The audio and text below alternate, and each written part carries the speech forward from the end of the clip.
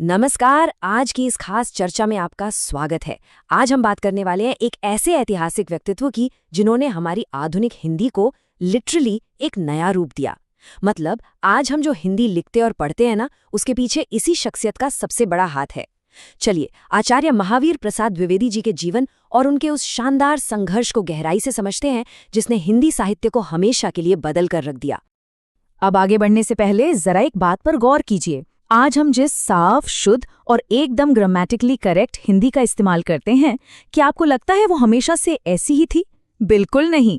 तो फिर वो कौन था जिसने इस बिखरी हुई भाषा को समेटा और इसे एक स्टैंडर्ड रूप दिया?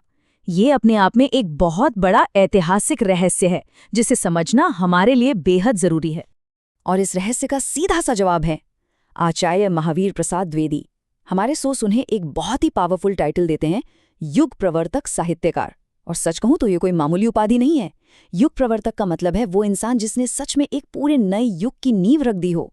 ये महज एक नाम नहीं, बल्कि उनके पूरे जीवन के डेडिकेशन और उनके उस असाधारण सफर की कहानी है। तो चलिए सबसे पहले बात करते हैं अध्याय 1 की, उनका प्रारंभिक जीवन और शिक्षा। 9 मई 1864 उत्तर प्रदेश के रायबरेली जिले का एक छोटा सा गांव दौलतपुर, यहीं पर पंडित राम सहाय द्विवेदी जी के घर आचार्य जी का जन्म हुआ। दौलतपुर, रायबरेली और उन्नाव के बीच उनकी शुरुआती शिक्षा हुई, लेकिन ये सफर बिल्कुल आसान नहीं था। सोर्स स्पष्ट रूप से बताते हैं कि परिवार की आर्थिक स्थिति बेहद खराब थी। मतलब इतने गंभीर आर्थिक अभाव थे कि पढ़ाई के लिए बेसिक संसाधन जुटाना भी उनके लिए एक बहुत बड़ा संघर्ष था। लेकिन कहते हैं ना, जहां चाह वहां राह। जब पैसों की तंगी की वजह से आगे की फॉर्मल एजुकेशन मुश्किल हो गई तो उन्होंने हार नहीं मानी। जरा सोचिए, बिना किसी बड़ी सुविधा के उन्होंने सिर्फ घर पर ही अपनी मेहनत से संस्कृत, मराठी, गुजराती और अंग्रेजी जैसी भाषाओं पर गजब की पकड़ बना ली। ये साफ दिखाता है कि अगर आप में कुछ सीखने का जुनून है तो संसाधनों की कोई भी कमी आपके रास्ते की रुकावट नहीं बन सकती। आइए अब बढ़ते हैं अध्याय 2 की तरफ, स्वाभिमान और एक महान त्याग। 200 रुपए। अब आप सोच रहे होंगे कि मैं 200 रुपए की बात क्यों कर रहा हूं। देखिए, 19वीं सदी के आखिर और 20वीं सदी की शुरुआत के उस दौर में 200 रुपए प्रति माह का वेतन कोई छोटी मोटी रकम नहीं थी, बल्कि एक बहुत ही विशाल और हैरान करने वाली राशि हुआ करती थी। आचार्य जी को रेलवे में ये बेहद शानदार और सुरक्षित नौकरी मिल गई थी, और ये नंबर हमें ये समझने में मदद करता है कि उनका अगला कदम कितना बड़ा था। फिर कुछ ऐसा हुआ जिसकी किसी ने कल्पना नहीं की थी। एक तरफ थी उनकी ये हाई पेइंग एकदम सुरक्षित रेलवे की नौकरी, और दूसरी तरफ था उनका अपना स्वाभिमान और साहित्य के लिए उनका प्यार।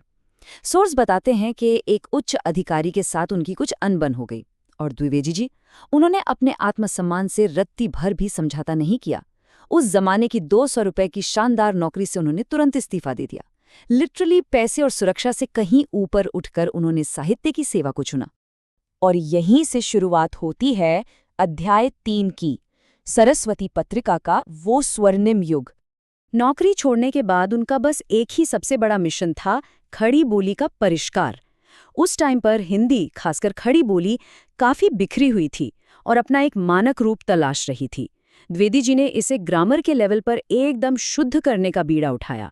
ये कोई रातों रात होने वाला काम नहीं था, बल्कि बहुत ही बारीक और मेहनत भरा प्रोसेस था। उन्होंने एक आम सी बोली को तराश कर उसे एक बेहद सम्मानित और सीरियस साहित्यिक भाषा बना दिया। सच मानिए, उनके बिना आज की स्टैंडर्ड हिंदी के बारे में हम सोच भी नहीं सकते। अगर हम उनके इस शानदार सफ़र के टाइमलाइन को देखें तो 1864 में उनके जन्म से लेकर इतिहास के पन्नों में जो सबसे महत्वपूर्ण फेज़ दर्ज है वो है 1903 से 1920 के बीच का समय। ये वो गोल्डन एरा था जब उन्होंने सरस्वती मैगज़ीन के एडिटर के तौर पर काम किया। ये मैगज़ीन कोई आम किताब नहीं थी, ये हिंदी साहित्य को दिशा देने वाला एक पावर हाउस थी। लगातार 17 सालों तक इस भाषा की अथक सेवा करने के बाद 21 दिसंबर 1938 को उन्होंने इस दुनिया को अलविदा कह दिया। अब आते हैं हमारे अंतिम हिस्से पर, अध्याय 4, उनकी अमर विरासत।